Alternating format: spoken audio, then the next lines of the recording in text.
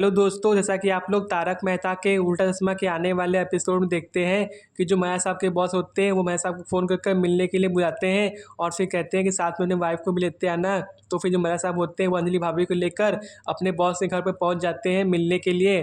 तो फिर माया साहब के बॉस बोलते हैं कि तुम्हारे वजह से मेरा डील फाइनल हो चुका है, इसलिए मैं तुम्हें छुट्टी देने के लिए तैयार हूँ। और फिर मेहता साहब बहुत ही खुश हो जाते हैं और फिर मेहता साहब के बॉस बोलते हैं कि तुम लोग एक काम करो, मेरे पुराने फार्म हाउस पर छुट्टी बिताने के लिए चले जाना। तो फिर मेहता साहब मान भी जाते हैं छुट्टी बिताने के लिए। और फिर मेहता साहब के बॉस पूछते हैं कि कहीं तुम लोग अकेले रहोगे तो फिर कोई भी परछाई देखकर उसे भूत समझकर डरने तो नहीं लगोगे। तो फिर मेहता साहब बोलती है आप चिंता मत करिए, हम लोग भूत पर विश्वास नहीं करते हैं और ना ही हम लोग उससे डरते हैं। तो फिर मेहता साहब के बॉस बोलते हैं तो फिर तुम लोग फार्म हाउस पर जाकर रह सकते हो।